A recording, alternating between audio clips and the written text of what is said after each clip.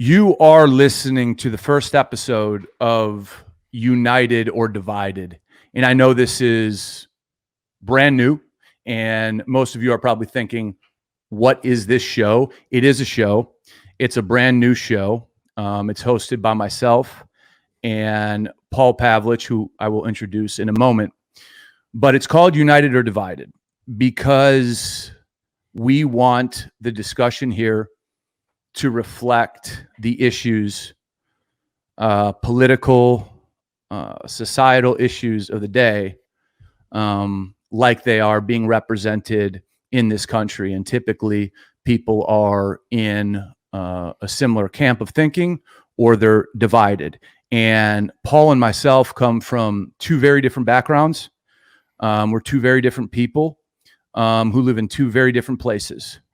So hopefully we can provide you with information that is coming from two sides of the spectrum.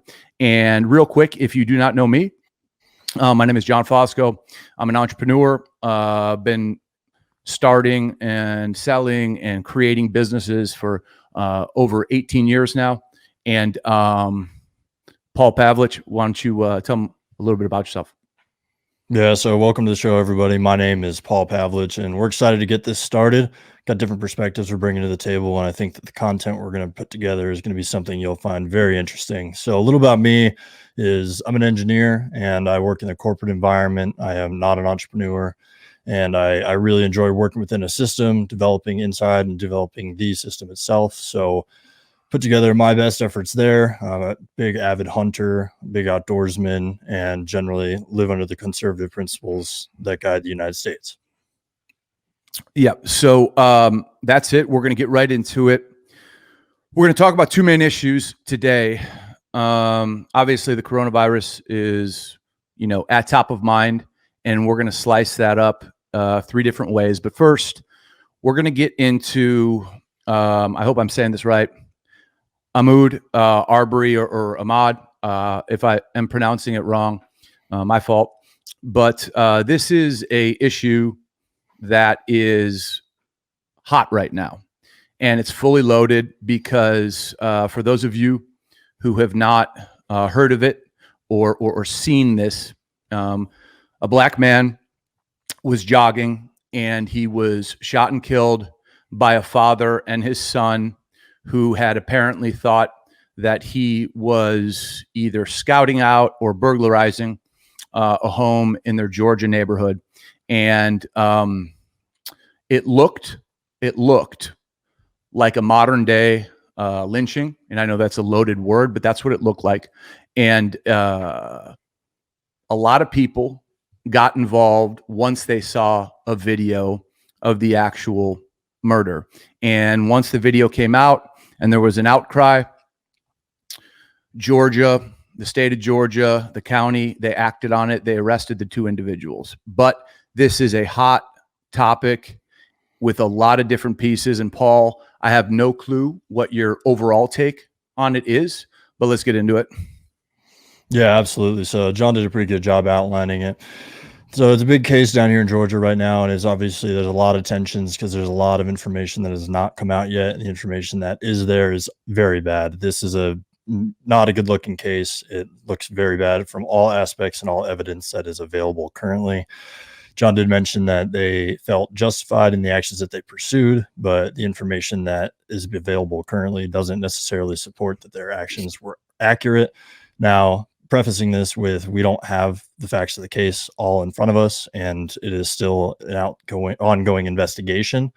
There are some negative components to it, and I think it needs to be broken down because there's two things of looking at it that I've been seeing within the media and seeing within conversations, is that there's the racial aspect and then the violation of the law aspect. And so it depends on what your point of view is and whether or not it is a racial crime and it should be charged as a hate crime, which the Department of Justice is investigating right now, or if it was just two people being vigilantes and still violating the law and not doing the right thing, but different context and different undertones for what their motivations were. So those are the primary differences that people are looking at the case are establishing right now. But all in, John, it looks very bad. It doesn't look very good for the McMichaels and doesn't definitely unite the country in any sort of way, especially during a time where tensions are high due to the economic stress people are under, as well as coronavirus.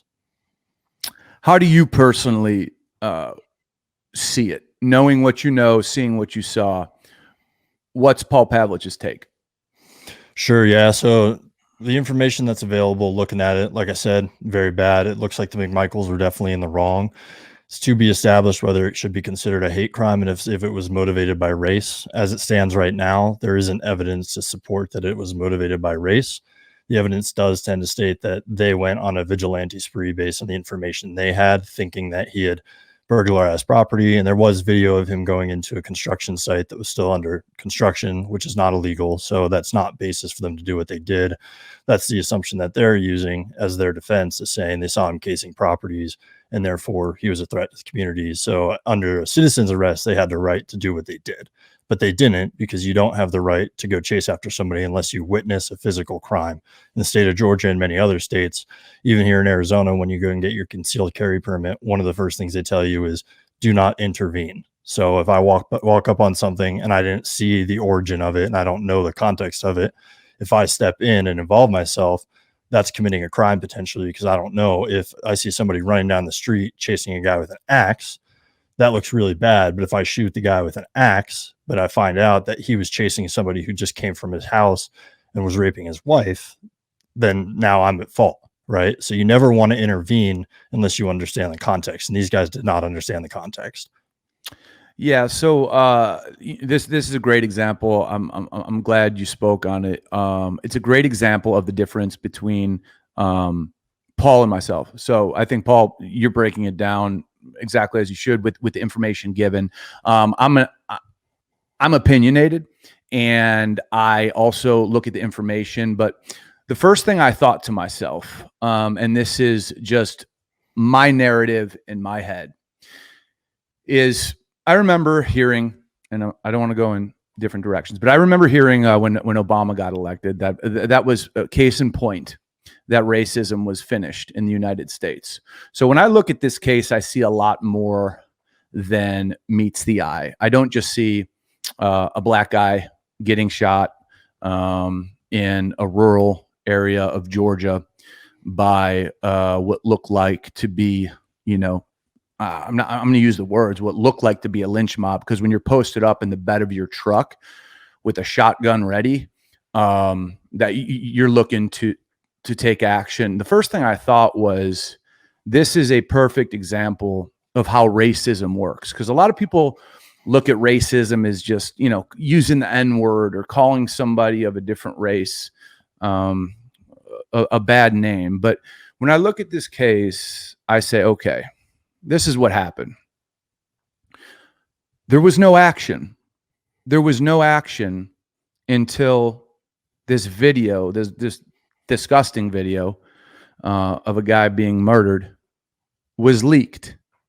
So the 2 months that went by, there was no action. And this case it's a slam dunk when it comes to, charging somebody, or two people in this case, for murder. I mean, it's ridiculous. So racism to me exists in the systems of this country that are old, the laws of this country that are old, the regions of this country. So when you have a black man who's shot in rural Georgia, I personally don't believe that in that area of the country, they are going to treat it the same as if it was a white man. I think if it's a white man, almost anywhere, especially someone who may come from a higher socioeconomic background, things are going to move more swiftly. Answers are going to be more readily available. There's going to be less dragging of feet. But I believe, because he was black, and because it was where it was, and because the 64-year-old gentleman or man who shot him with the shotgun used to be a cop. He's a 20-year retired cop in the area. The system didn't move like it was supposed to move. And that's where I believe the majority of racism lives in this country. So I'll start with that, and I'll put it out there for you to chew on, Paul. Yeah, absolutely. So you touched on one of the elements that we didn't speak on in the original case, and that is that Gregory McMichaels was a former police officer. So this case does have an additional element that would need to be considered, and that is the fact that they could have buried it because it was buddy-buddy, which is what it seems to be. So this goes to the discussion of whether it was a racism or if it was driven by the relationships that he had within the town. So I agree that there's obviously mishandling and obviously corruption going on within this police department, saying, hey, Gregory, I know that you did this wrong thing, but you served on the force for so long, so we're going to put that under the rug, even though you did a really bad thing, right? Versus the angle at which you're taking, which I understand why you're saying it is the racism angle, but the evidence doesn't support that in terms of what was driving him. The evidence, in my opinion, drives more towards he had a key in with the police department, and that's why it dragged its feet for so long within this case, is because there were people who didn't want it to get out, doing this guy a favor. Now, racism could be an aspect, but the evidence on the ground and the information that we have as outsiders looking into it, so I mean, this will all come out in the case when it gets discussed in court, and obviously it's a public national conversation now, so it's going to be even more crucial that the facts get out there. But looking at this case individually with the police department interaction with Gregory McMichaels makes it a little bit different. Now, I think that your opinion, if, for example, you remove the element that he was a former police officer and the case was dragged on for 2 months without any movement, then I would say that the element of racism could be more supported. But right now, the element of racism doesn't seem to be supported because there is the relationship that he had with the police department that seems to carry more weight than the argument that it was a racism act. But I could see the perception of why that would be the case. So, yeah, I think if we rewind it and eliminate the connection of the senior McMichael who pulled the trigger on the shotgun to the police office that he worked for, if you remove that and you look at footage of the young man who was shot walking into a construction site, like you said earlier, committing no crime, and then jogging, I have a very, very, very hard time believing two things. One, that if that was a white man, it would have gone down like that. I have an extremely hard time. Do I know that for a fact? No. Do I understand the South? Kind of. And two, how does one justify deadly force, even if he was on a construction site and he stole tools, or he did? How do you justify deadly force? How do you do it?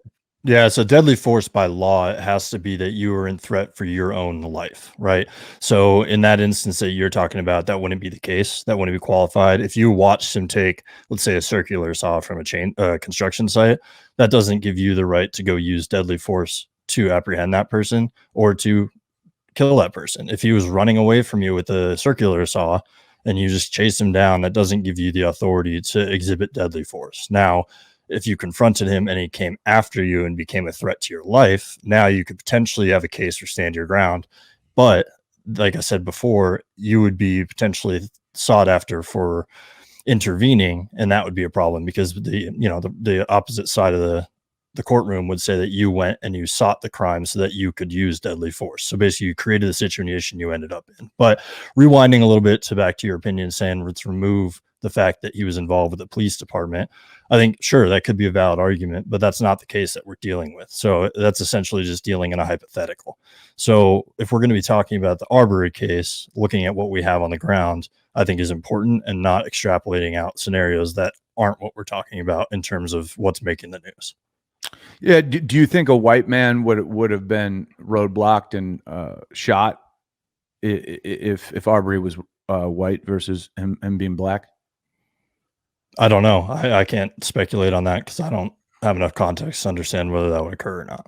So yeah. but I will say that it, like I said in the beginning, it's not justified from the information that we have. I mean, did you actually watch the video? It's like 40 Oh, yeah. seconds. Did you see Yeah. that? Yeah. Yeah. So, watching that video, and by the way, the guy filming, right? What's his deal? But Yeah. that if I was in his shoes, right? So if I was running, which I don't run, so that probably would never happen. Check that off the box. But if I did run and I was running and a guy pulled up in a truck with somebody in the bed holding a gun, and then somebody got out with a gun and told me, "Hey, stop. We want to talk to you." That is a threat on my life. So I would have done the same thing that Arbery did. Exactly. I believe that I would have acted in the same manner in which he did. Now I carry all the time, so hopefully the situation would have been leveled a little bit in terms of my ability to defend myself. But if I was in his shoes, his defense, standing up for his right to run without being gunned down or being stopped.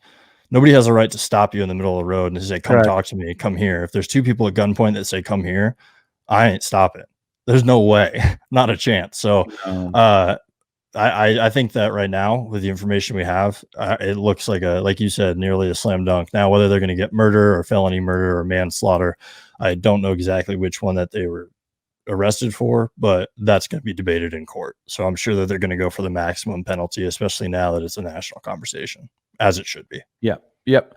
Agreed. And just I guess in closing, these are just it's just the last things, just generally speaking. This is the last thing we need to see is more,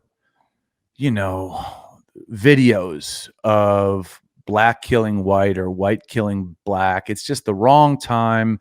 It's the wrong thing. It's the wrong responses by the states. And the country's dealing with enough. So I think these situations, luckily, it seems to have simmered down. But these situations are extremely dangerous because people's emotions are on high, and this stuff is just it's got to stop. But hey, that's I agree, and it's unfortunate because the perception of events like this and the way that it's broadcasted by the national media makes it seem like if you go outside, you're going to get gunned down if you're a young black man, and that's not the case. In general, everyone in the United States, except for a small percentage of the people, are very against racism, are very against any sort of black on white, white on black, brown on yellow, you name it. correct. And so the way that the media is portrayed, as you know, the most effective devil in America, a lot of the time, they get clicks by selling an effective story. Correct. And so it puts this perception out there that things are way worse than they are. So it's really unfortunate situation. I hope that justice is served. And it seems like the Department of Justice is now involved. Obviously, the government leadership and legislature is involved. So as long as everybody who's involved that needs to be involved, and now it's a national conversation and this justice is served, and we do find out that it was just two vigilantes, or if we do find out it was racism, we'll deal with that when it comes. And I'm sure that we'll end up touching on this conversation again when it goes to court.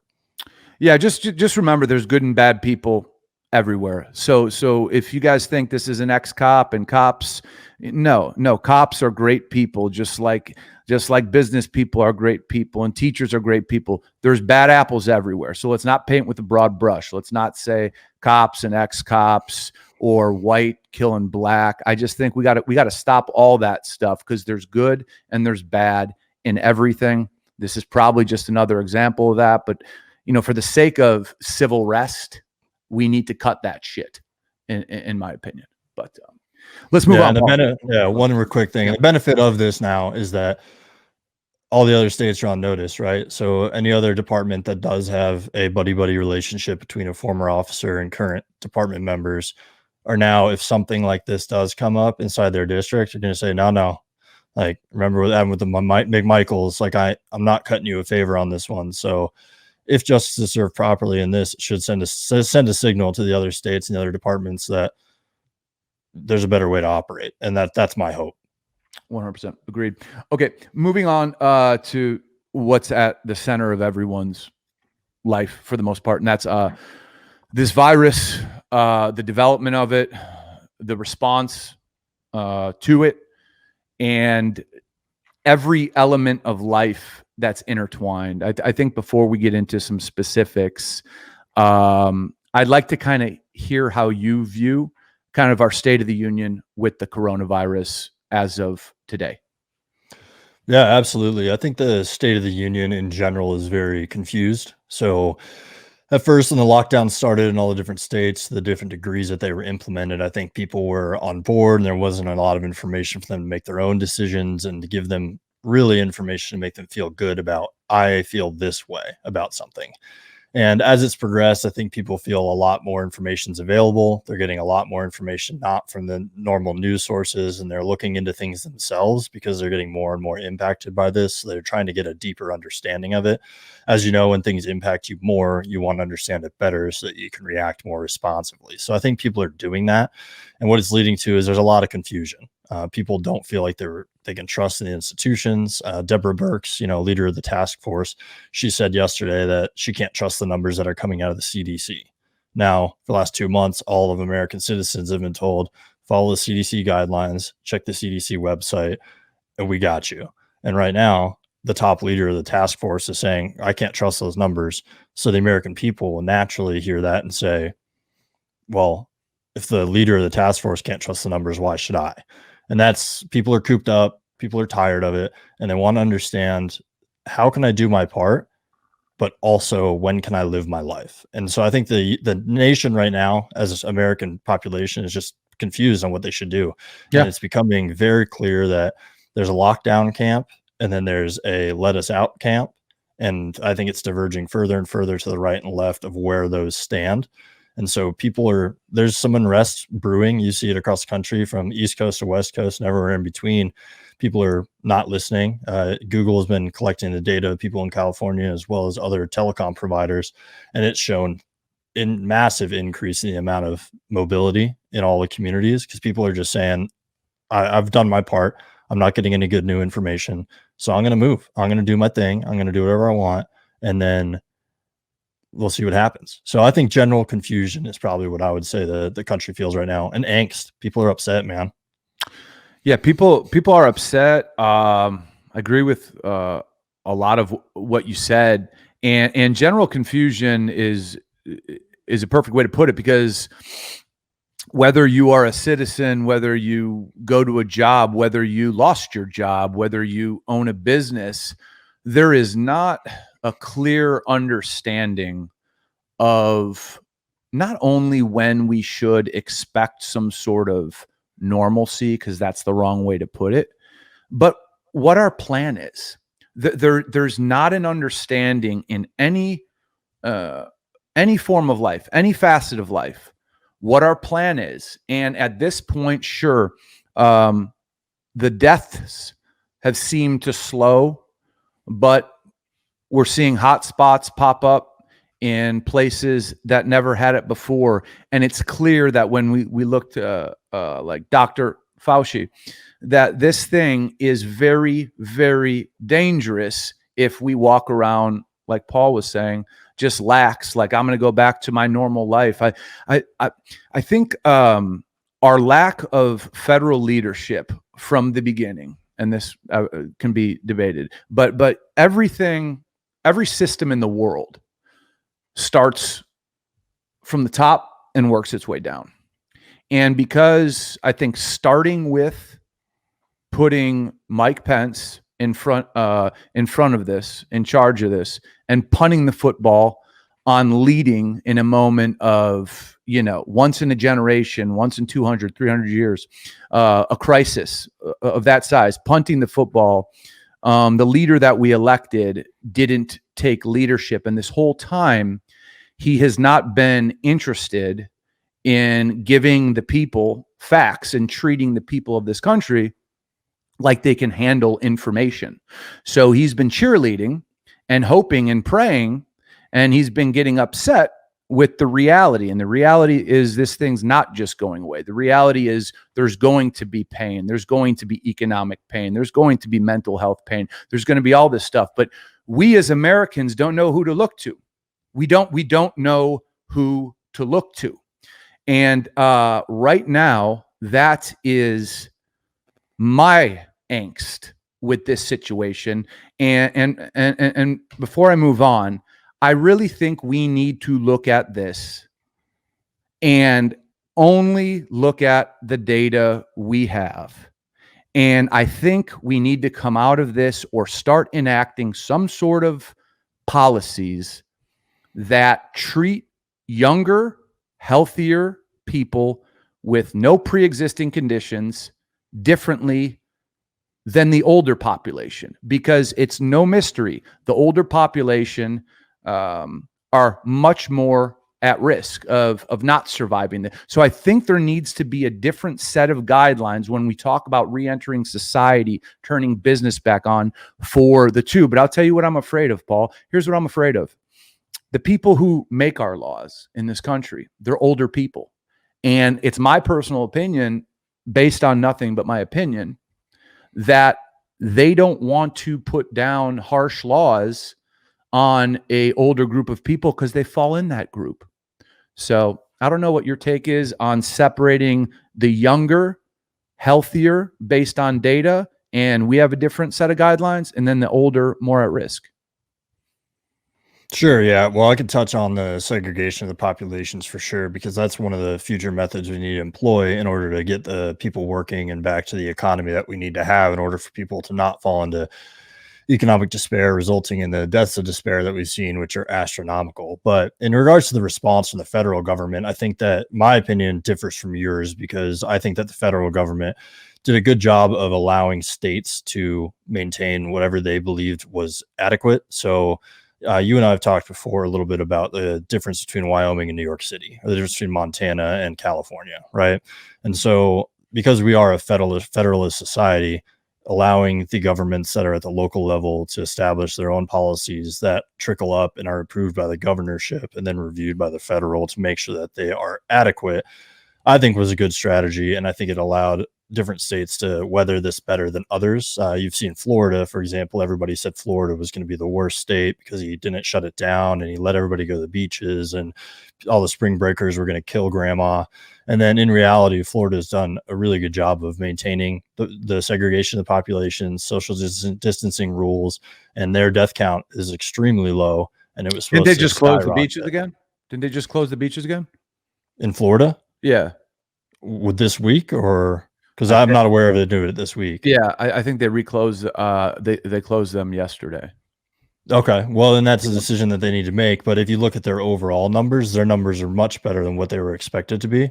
And they didn't implement the policies people said they needed to do in order to be successful. So, and then for delegating to Pence, I think that the president has the authority to delegate to different task force. I mean, President Obama created the Ebola task force and then he let them run that. So I don't think that that's big of a deal. But looking at how to get back moving, I agree. I think that the policies need to be tailored to specific populations. We need to look at the demographic data. We need to look at the death data and say, this is where our high risks are. How can we provide provisions for these people while allowing people like myself or like you to go back to work, to provide economic value, and to employ people so that they don't fall into a situation in which they become dependent on the government for income. So one of those things would be segregation of the old folks into their own category and putting rules in place that say this is what you need to follow, saying it's optional, your choice, right?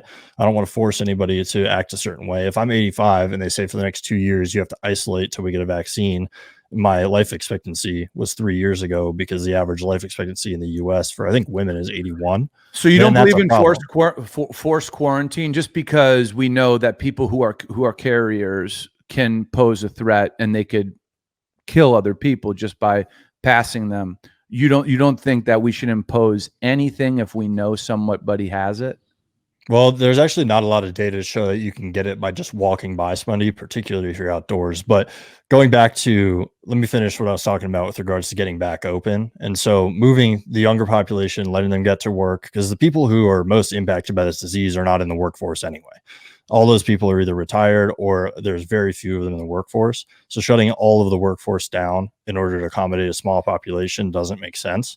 But I think forced quarantining people is unconstitutional. Making people do things that they don't believe that they should have to do and forcing people to act in a certain way, I think is unconstitutional. So I don't agree with that. Now, even if they test positive? If they test positive, I think that they should be asked to do a quarantine away from other people, but they should not be forced. There shouldn't be somebody at their door making sure they do not leave. I do disagree with that. So let me just so I can fully grasp it. So if somebody's test positive and they just really don't take it seriously because they're like, hey man, I'm 32, I'm in shape, and they come across your grandmother or my uncle, right? So I understand the principle of government shouldn't be at your door telling you what to do. But when we're talking about something that's potentially lethal to a certain group of people, you don't believe that if they are positive, that they should be forced to stay in quarantine because they can legitimately kill somebody. Correct. Yeah, I don't believe people should be forced to stay inside their homes. Now, I think you should provide the provisions. So, for example, if you were to say that somebody tests positive who's young, quote unquote, healthy, right? So, like they're not dying from the disease, they're not on a ventilator, and they're not hospitalized, and you say, weather it out at home, which is what we're doing right now in the United States. I mean, the CDC website says you don't need to test if you're sick, just weather it out at home. And if you get sick and you require treatment, then go to the hospital. So they're essentially already telling us that we need to stay home if you're sick. And most people are. Most people don't want to go out when they're sick. And now providing additional resources for those people to say, hey, I've tested positive. I can't go get my groceries. So I need somebody to come get my groceries, perhaps setting up a system to assist those people in maintaining their quarantine. That would be something I'd be more open to, but forcing people to behave in a certain manner without their consent, I completely disagree with. Yeah, yeah, and that's And why. and then I don't not recognize that there are externalities to that perspective. There are, but I do also believe that the American public is generally responsible and people are going to do the right thing. And that's, you could say, naive, but I don't believe it is. I think in general, most Yeah, people act in their own self-interest, as well as they don't want to be the one responsible for getting somebody else sick in general. Now, you have cases where people will get sick on purpose. You've seen that in California. They've been having COVID-19 parties on the beach and other people's houses. And you've seen inmates in LA County that are intentionally passing water bottles back and forth and swapping spit with each other so that they can get let out of jail. So there yeah, are, people who would try to hurt others just to gain their own interests. But in general, I think that the amount of people who, if they got infected, that's better off to let them be responsible and make their own decisions versus allowing the government and then writing laws that will never go off the books that they can implement to do other things that they desire in the future, I think is wrong. yeah. And this is for everyone listening. This is a great example of I think the value the show is going to bring, because what what I hear from Paul is principle, ideology over situation. And the way I see it is situation always over ideology, because um, I would never take a stance personally that my ideology is optimal or is right. So I think for every situation, it calls for different actions and sometimes different ideologies. But having both sides of the coin here is why we're talking. Let's move on real quick, Paul, to Yeah, and the ideology aspect too. I think it would be more prone to say that it's ideology, but it's also driven by a perspective of what the value of certain aspects are. So, for example, I value people having their freedom more than I value the government to make potentially useful decisions without evidence to show that they work properly. I mean, we've seen in New York City that the 60% of the newest cases are all people who are self quarantining at home. So the government said that we need to self quarantine somebody. The evidence isn't there to say that it's the proper method, whereas freedom is definitely a good solution for people to maintain their rights. So I think that it's not necessarily theology or ideology, it's the different principles within there. So valuing freedom over the government's opinion of what might or might not work, sure, just to be sure, clear. and I hear you, and I'll be clear too. So if you have it, I believe in freedom as you do. Maybe I interpret it a little bit differently, but if you have it, if I have it, and I am getting through it, I am not walking by older people, because if I sit down next to one of them, if I do whatever, right? If I view myself as a responsible person, not one person in this fucking country or world understands this virus enough to tell us exactly how it's gonna move. But if I'm like, I'm good, no one's gonna tell me to stay in the house, I could kill people. And to me, the situation that we're in trumps my feeling of freedom at all costs. Because if I'm a danger to somebody, I do not want to potentially kill somebody. But Yeah. that's why this is a fascinating conversation. Oh yeah, for sure. And you're definitely, I mean, that would be the minority case, right? So majority of people are the first person you talked about, which like even now when I go to the stores, like I'll wear a mask if I need to. And when I walk behind people or I see old people, I give them their distance. I'd be sure not to be close to them because if I'm asymptomatic, I wouldn't know it, right? But I'm being respectful of other people due to the situation we're in, and nobody has told me to do that. We don't have to wear masks in Arizona; it's not a requirement. Absolutely, but you're a responsible guy. You're a responsible guy. I think most people are like I am, though. Like if you go through the stores right now or you're looking around, people are intentionally avoiding each other. I'm not saying that's everybody, but I have faith that people can maintain what they want while being respectful of other people's needs. Okay, we shall see. Yeah, let's move on. We'll find out. Yeah, exactly. Listen, we're all hoping for the best. Okay, so the impact that partisan politics has had on this whole issue, and you were just talking about masks, so I'll start there. When I see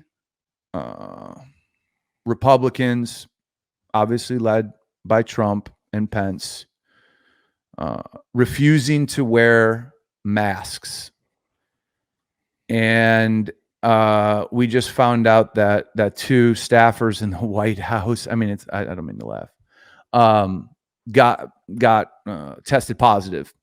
When the leader, the person who we are all supposed to look up at and say that is our best and brightest, we need to take the example from him. When him and his people refuse to cover their face and wear a mask, I just think it is so far past the point of playing partisan politics that I as an American am disappointed. I'm just disappointed that my president is acting like a fucking child, straight up like a fucking child. And I brought this up before, but when I see Pence in the Mayo fucking Clinic where people are sick, I don't care if he was around them or wasn't, where they have a policy, okay, independent, free, they have a policy. When you're in here, you wear the mask.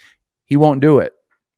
I just think this is the worst time to put your foot or put your finger on the button of ideology and partisan politics.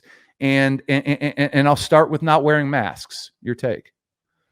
Sure, yeah. So the Mayo Clinic did approve him to not wear a mask, and I think one driven because it was a photo opportunity, which is not the right reasoning. However, Pence is tested for coronavirus daily, and so he was tested for coronavirus that morning prior to. So the evidence that they had was saying he's passed the test and they need the photos. Now, one of those two things is valid, the other is not. So I don't really care if you wore a mask. What do the optics say to the American people? The optics, right? You should go wear a mask. You should cover your face. Sure. I'm not the media person, right? So I wasn't guiding him to say, hey, it would look better, Pence, Vice President Pence, if you wore a mask, because we are telling people that they should wear masks in public. So therefore you should as well, right?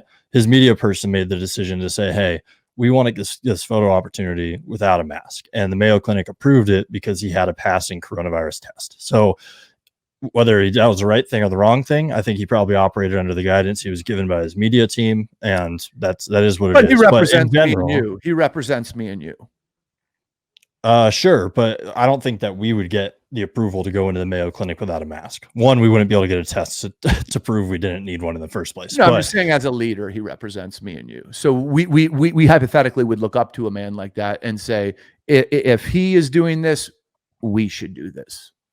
Sure, if you wanted to. Yeah, it's if he had chosen to, that's fine. I'm not going to make my decision based on what Mike Pence is doing. I'm going to base it on the information that makes sense. So I don't really care what Mike Pence did. I think in general, if he wants to be a better example and he is telling people that needs to wear masks, then maybe people should wear masks. But that's not the guidance that he was given.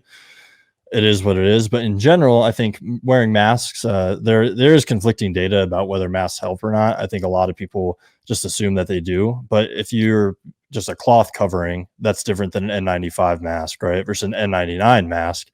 Is there And any data that says it can hurt? actually, there is some data that says it can hurt because people don't necessarily replace them as often because they Oh, are if you don't single. reuse it, sure. Let's So pull they out are that loophole. Yeah, well, they are single-use devices, right? Correct, So correct. they're supposed to be thrown away after you use them for a specified period of time. I got some in my garage that I use for painting, some things like that, that when I use them, you throw them out because they're no longer effective. And the longer you wear it, you're essentially just creating a bacteria layer, especially if you're using it every day, multiple times a day. Then there has been evidence to show that people have gotten sick from the materials building up within their masks, right? So but in general, I think that if that's one of the mitigation factors that allows us to open and allows people to go out and be responsible, say we need social distancing measures, people need to wear masks when they're in bars, restaurants, unless of course they're eating, they can take it off. Or when you're waiting in line for something, if you want to wear a mask, then that should be recommended by a company. And private companies have the right to refuse service. So if a private company says you are not allowed in here without a mask, then they have the right to do that. And I have the right to choose not to go into that store if I don't want to participate with their rules. Correct. So as for partisan politics, though, I think it's interesting that the mask issue is your primary issue because this is probably something we're going to differ on. But I think my primary issue with the partisan it's not my primary. It is my opening, but continue. Okay. Yeah. So let's bring up another one then. So I think that another partisan politics issue that I think is important to talk about is the basically using the leverage of American people as pawns to get pet projects through in budget deals. I think that is a major problem that we're trying to get budget deals through that have pet projects for certain states and to cover certain deficits in certain states. That's what I have a problem with is when states are trying to take federal dollars from Arizona and then taking those money and spend them in California or New York because they mismanaged their budget in the first place. And then they're saying, if you don't pass this budget, it's because you don't care about American people. When in reality, I don't want to pass the budget because I don't care about your art center in downtown LA. Sure, but you did something underhanded there. New York, California, blue, and then you talked about red. So that's a Republican talking point of we're not going to bail out the blue states because they can't manage their budgets because us red states are perfect. If you or any other state, if there are red states that run a deficit, correct, and but they haven't been putting pork into the bills in Washington. That's the problem. Okay, so I would hope we could agree that both sides put pork into bills in Washington. Always, but I'm talking specifically with the coronavirus relief. There haven't been red states that have been stuffing those bills full of things for pet projects within their cities and in their towns. Now, in general, I think that Republicans, Democrats, spaghetti monster party, everyone puts pork into bills so that they can benefit their state. But I think doing it during a pandemic and slowing the approval of bills by the House and the Senate in order to get funding for an arts project is absolutely insane. And that I think is where the partisan politics really come in because you're seeing a lot of that on one side of the aisle versus the other in this coronavirus pandemic. Yeah, the only thing, I guess what I would say is, so you bring up New York, okay? So New York's economy is, I don't know this to be a fact, but it's probably bigger than every red state combined. I mean, New York is the center of the media world, obviously the financial world, etc. So when New York is shut down for 3 days, it's like, Wyoming being shut down for 6 months. There's a huge difference. So when we're talking about economic impacts and the need for federal support, shutting down Manhattan alone, I don't know what that costs on a daily basis, but it's obscene. And it's hard. You can't compare that to other states because it's an economic juggernaut, just like California is an economic juggernaut. So they're going to need more. And the one thing I think when we're talking about money But going, it's not a need more. It's specifically what they need it for. I don't disagree that a state with a population of 40 million like California needs additional funding in comparison to, let's say, in Arizona, which has a much smaller population. correct. I'm saying the allocation of the funds within there need to be specified for coronavirus relief and not specified for bailing out the budgets of some state governments that couldn't run properly, whether that be a red state, blue state, purple state. I don't care. I don't think that the money from the federal government should be bailing out somebody who ran their business essentially poorly. I, Now, I agree the with that 100%. I mean, and I but would what's say that happening is like these bills are going through so fast. They're going which through so is fast. it's unreal. Yeah, nobody reads them. It's just like the healthcare bill. Nobody reads it. It's too long. You got to pass it to find out what's in it, like Nancy Pelosi said. And I think that's insane. I'm a big proponent of like single purpose bills where everything that you do, one thing, one bill, one thing, one bill. Now that would take forever. So that's not really realistic, but some curbing of what we do now where we put these giant bills out. And then by the time we approve it, we find out that we're going to pay people more to be unemployed than they're going to make by being employed, realizing that that's going to be a huge problem. Somebody should have known that on the front end. Right. So I think, for sure. but in general, I mean, the GDPs per state, I mean, it's California, Texas, and New York. I mean, Texas's GDP is pretty much identical to New York's, and Texas has not done the same damage, I guess, in terms of the coronavirus as New York. Now, different type of city, people are laid out differently. It's not nearly comparable just because New York is all on top of each other. We've both been to New York. I used to live in New York, and all up and down, everybody touches everything. Everyone sits in metal tubes to get everywhere that they want to go, touching back to back with other people, versus Texas, everybody has a car, right? So it's not really comparable, but from a GDP standpoint, those states are very similar. Yeah, I mean, it's got to be noted that the size is very, very different. But at the end of the day, here's the thing: both sides are always going to look for their interest in bills. So yeah, are Democrats going to load it up with pork or do their best job? Absolutely. Do Republicans do it? Absolutely. Has our deficit as a country exploded? Yes, it has. Are these trillion and trillions of dollars going out the door responsibly? And are they going to come back and put us into a whole different recession, potentially? I think so. Way too much money, way too fast, not enough oversight. And I know me and you touched on this before, but when the world resets itself, it doesn't matter what happens. Recessions are always, people can't see them coming, whatever. Business resets itself. And I think all this temporary propping up of business is fucking ridiculous. It's absolutely ridiculous because from chaos comes clarity, and there's opportunity for new shit when the deck is reshuffled.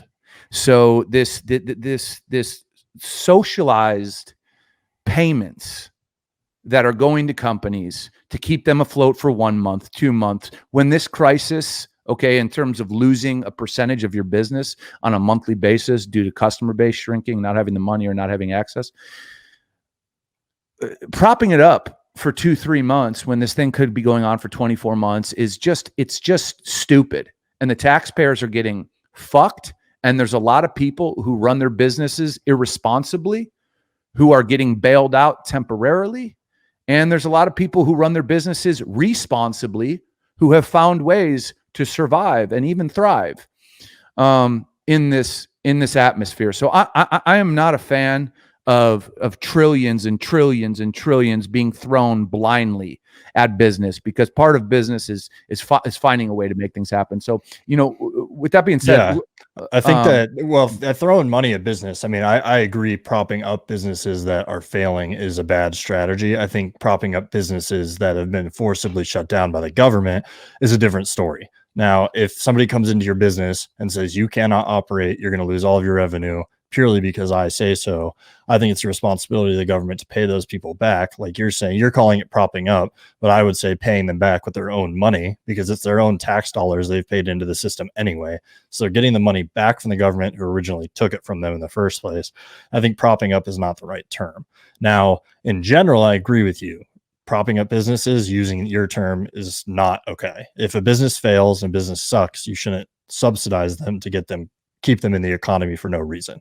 If this was regular time, there wasn't a pandemic, and the government didn't force a shutdown of the economy where literally no one could walk through the door of your in-person business, that's different. So I agree with you that spending is way over the top. Bailing out businesses is not a good strategy, and spending money, which is Washington's favorite thing to do, is not a good strategy. But there is a difference between what spending has been occurring to maintain the economy and the people in the economy versus bailing them out in general. Now, that's why it's so important that we need to reopen. And that's why those payments were acceptable. That's why I'm okay with the payments that were done to business, to the small business loans, and even the American people, which I think that the way that that went out was an absolute mess, because they didn't account for cost of living in certain areas. They didn't look at people's income prior. They looked at 2 years, I think, before, not 1 year before. So if I made a lot of money 2 years ago, but not a lot of money last year, then I got a big check. But if last year I made a lot, it's different. So I don't agree the way that that went out, but I think that that's much different scenario, which is why we need to open. And I supported it because it was a short-term stopgap. But now there's a big conversation, like we touched on right at the beginning of this, is that should we open or should we stay locked down? And the answer is we need to open in a responsible fashion fast, because if we don't open fast, then the spending is going to increase even further, because it was stopgap. It was something to put into the breach, but the waters are rising, and we need to get the people back to work so that the government doesn't have to carry the burden of making people dependent on them for the rest of their lives. Yeah, I think the government shouldn't carry the burden. And I think right now, if you're a business or if you work somewhere, you should have the right to go back and make your own decision. You should have the right. Okay. So right now, I'll give you an example. I have the right to open the business I'm sitting in right now. We opened it a week ago, and I had someone who worked for the state come in here, and they said, "What are your protocols?" I said, "Okay, they're all posted up on the wall." And I said, "Is there anything I need to know? Should I be doing something differently?" And I'm telling you, Paul, this guy was fucking clueless. He didn't know his hand from his ass, and he was like, "Oh no, I just was checking." I said, "Could you even give me some guidance on what you were checking for?" Couldn't do it. And when we're talking about opening, like you said, in a responsible fashion, I agree with it. But responsible fashion is such a such a broad way to put it. We need some recommendations of best practices from, honestly, the private fucking sector, not the government, from the private fucking sector. I love to hear it, John. Now you're understanding where I think that the most successful ideas come from the private sector, and that's why the government should not be involved in making these decisions and leave it up to the people in the private sector. Well, yeah, I think you have to be fluid, and you have to look at what's actually going on right now. So what I talked about is my reality, and to my understanding, talking to people in different states, it's very similar when it comes to business people reopening business and everyone being like, "What the fuck am I supposed to do? Am I supposed to do this? How many people per square feet?" It's just a clusterfuck. So that's the reality. Okay. So when it comes to ingenuity, ideas, it's always the private sector. Correct. It's always going to be business people. So business people need to get together. And I know Trump formed a business council. At this point, if you are in business and you want to understand how to effectively open, operate, and hopefully increase your business in this bizarre time, form a group reach out to people who are successful, who do similar things, talk to people, because the reality of this situation is we're not getting the support we need. The government has not put great minds on this huge challenge, whether we like that, whether we don't like that. That's the fucking reality. So because that's the reality, just go out there. If it doesn't matter if you're a business person, entrepreneur, corporate person, whatever. You got where you're at for a reason, by using your fucking head. So we all got to use our heads here, and we all have to be as responsible as humanly possible. And we all have to look out for our enterprise. We have to look out for our people, and we have to use the tools that are given to us. And right now, the tools are very minimalistic. So right now is time for personal responsibility at the highest level. And you can't wait on the government if you're a business person right now. Oh yeah, absolutely not. I mean, the CDC, they've released guidelines on how to reopen. You've seen the phases and you've seen all the graphs. It's all bullshit.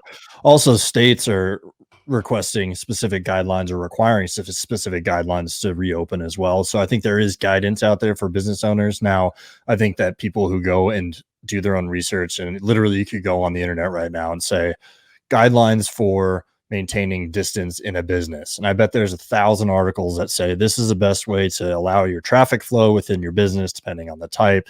These are the type of places where you should have hand sanitizer. This is the thing that you should implement, all written by non-government agencies, right? And those are going to be the most effective because they're people who've implemented them in their own stores and they've lived it. They've not just done it in theory in a PhD paper, right?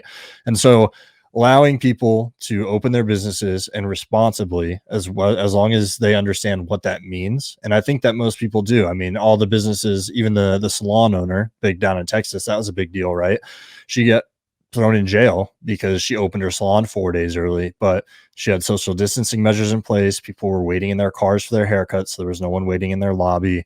Everybody had to wear masks that were getting a haircut, as well as all the stylists, right? So she did all that on her own, created all those policies without any assistance. And I think that's the way it should be. I think that people are responsible. And going back to what I said before, people can be trusted to do the right thing, because also if you're the only business, you know, if you're in Charleston, you're the only person on King Street that doesn't have those in place, you're almost going to be shamed as a business owner. And people are going to say, well, John's not doing it at his store. That means he doesn't care about his customers. So naturally, the free market is going to force you to participate in what makes sense for the community. Yeah, couldn't agree more. United on this one. And all I got to say to everybody is that this situation is like an octopus, right? There's arms everywhere. So what I like about it, what I don't like about it, what Paul likes about it, what he doesn't, it doesn't matter. It doesn't matter. And I think that's what we're trying to do right now. You got to take it for what it is right now, and you got to say, just like every fucking thing else, what can I do to make it better, right? So I'm not happy with the federal response. There's nothing I can do about it. So I'm not going to dig into it. I'm just going to say, what can I do in my little piece of fucking pie that I got cut out to make it better? And that's what I'm going to do. And I would urge everybody to kind of take on that mindset, because we can't change what's going on above us. Listen, if you want to get in the streets, you want to march, that's your thing. I'm just talking about everyday people. You got to do the best you can with what you got, and complaining about what was done, what wasn't done. We all can have our opinions, and listen, we have the right to air them out. But when you talk about waking up and going to work for the day, or trying to set up whatever you have for the day, it's about solutions, guys. And we talk about these issues so we can see them from many angles, but nothing is ever going to change the simple fact that you have to take these things on and do the best you can do, period. So yeah, and absolutely. So I mean, moving forward, I think that the biggest takeaway is understanding that the situation is fluid with coronavirus. We're learning a lot. We've learned a lot over the last 2 months, and I think that as information comes in, take it to heart and understand that sure, you have a right to go protest that you don't want to wear a mask. You want the economy to open, but you have to be responsible. So if you're going to go protest, I actually agree with a lot of the open, for example, open Arizona or open California protests, but without demonstrating you can do that responsibly by showing that everyone's wearing a mask and you're maintaining distance, it's counterproductive to the case that the government can trust you to open up properly. So moving forward, just be responsible, do the things that seem reasonable, and also include other people's interests. Do your best to be open to the situation. I mean, when this whole first thing started, I was on board with say, hey, I'll wear a mask everywhere I go. I won't go as many places. I will do my part to flatten the curve. And people have forgotten that flattening the curve was to make sure that our medical capacity did not get overwhelmed, and that did not happen. And the capacity is increased to a point at which we can handle some infections. We can handle with our hospital capacity people getting infected. And the idea is not flattening the curve of how many people get infected. It's flattening the curve to the hospital capacity doesn't get overwhelmed. So, Correct. but now I'm at a point where we've increased hospital capacity. There's room for infections, quote unquote. We have the ability to segregate populations that are vulnerable.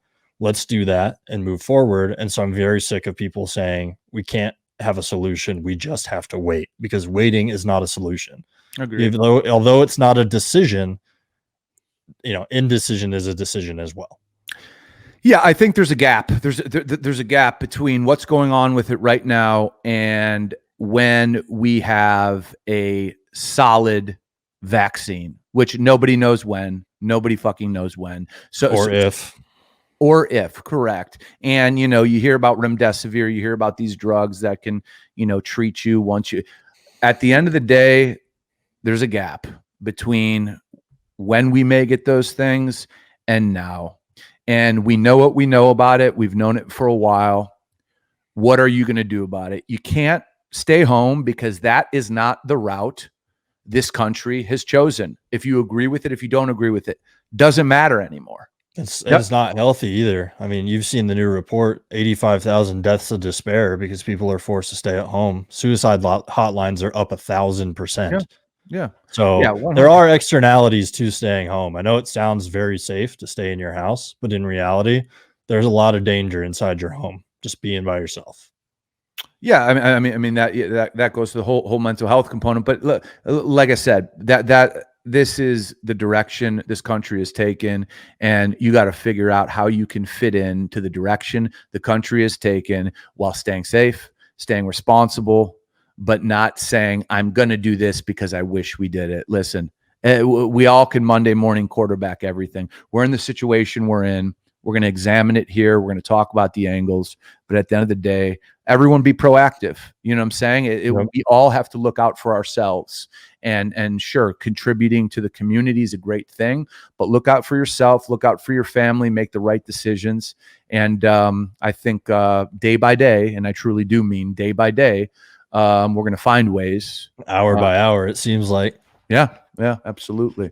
I never know if we're going to be up to date by the time we start this thing, because things move so fast that we might be outdated by the time we get on the mic. Yeah, exactly. Well, luckily for everybody hearing this for the first time, this is going out at the same time it's being recorded. It's not quite live, but the delay is a couple hours. So what you can expect from United or Divided is information that's being put out the same day, and we're going to work our hardest to continue to just present things from some different angles and share some different opinions, and leave it to you to make your decision. Absolutely. And moving forward, we're going to be talking about all kinds of things. I'm sure that coronavirus will come into our feed for the foreseeable future, but also plan on talking about policy, responsibility of the government, or the lack thereof, for example, or other current events that we think are important, that we have a good take on, and that we're wondering whether we're united or divided on. And then we can find out whether you, the listener, are united or divided as well. So we're looking forward to it. 100%. Well, thank you everybody for checking us out. We're stoked on this. We're going to get better at this. The show is going to become tighter. We are going to hit you with relevant current topics, and you can always expect our best effort. And again, we're coming from two different places, and we appreciate everybody listening. So, Paul, I appreciate you, and God bless America. Yeah, looking forward to the next one, John. And I guess today, if I had to rate it, I'd probably say we were somewhere leaning towards United, maybe. I think that's probably a fair, maybe right down the middle. I think we're down the middle today. I think we're pretty down the middle. I think we're Okay. pretty down the middle. And before we go, me and Paul were talking about, because this is the first show, what do we really want to do here? And if I disagree with Paul, and Paul sheds light on my preconceived notions, and I see it differently because of the information that he presented, or the angle he presented it to me from, that's the best thing that can happen, right? Because we all cannot be convinced that we're right always, and then try to just grab information that reaffirms that. So the best thing that could happen during this show is me thinking I'm fucking right about something, and actually hearing somebody, listening respectfully, and getting my opinion changed. That to me would be a great thing. So hopefully we can open some ears and open some eyes and open some hearts moving forward, Paul.